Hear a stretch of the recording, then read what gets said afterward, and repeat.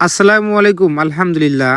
তো আজকে কিন্তু রবিবারে বাজার, তার জন্য আমার যে কাজটা করতে হবে, সর্বপ্রথমে কি করলাম, আমার স্বপ্নের কোয়েল কামারে পাখিগুলারে খাবার দিলাম।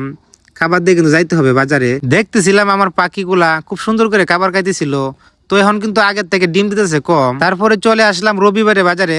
আয়সা দিকে এক ভাই কোয়েল পাখি নিয়ে আসছে। তখন ভাইকে জিজ্ঞাসা করলাম, ভাইজান কত জোড়া পাখিগুলা বিক্রি করতেছেন? তখন ভাই বলতেছে 100 টাকা জোড়া। আয়সা দেখি চৌরাস্তার মোড়ে এক ভাইয়ের দেখা। তখন ভাই বলতেছে, আপনি কেমন আছেন? আমি বললাম, আল্লাহর রহমতে অনেক ভালো আছে, আপনি কেমন আছেন? কইতেছে, আগের মতো তো আপনি ভিডিও দেন না ভাই, আমি অনেকটাই অসুস্থ, তার জন্য ভিডিও দিতে পারতেছি না। তখন আমি ভাইটাকে বললাম, ভাই আমার জন্য দোয়া করেন, যদি আল্লাহ আমাকে সুস্থ করে তাহলে আমি আগের মতো ভিডিও দেওয়ার চেষ্টা করব ইনশাআল্লাহ। তারপরে ভাইটার কাছ থেকে বিদায় নিয়ে চলে যাইতেছিলাম তারালের উদ্দেশ্যে, কারণ আমার কিছু কিনতে হবে, আরো লাগবে পাখির খাবার।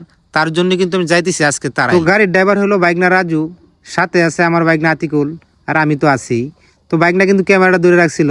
তখন বললাম, বাইকনা কেমন লাগতেছে তোমার?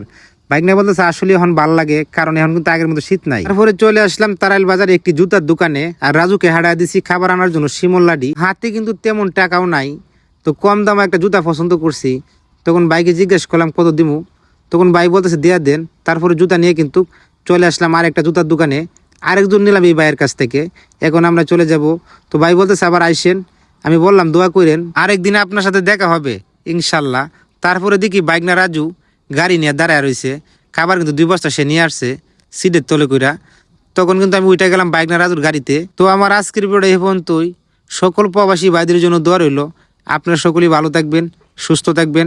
আসসালামু আলাইকুম।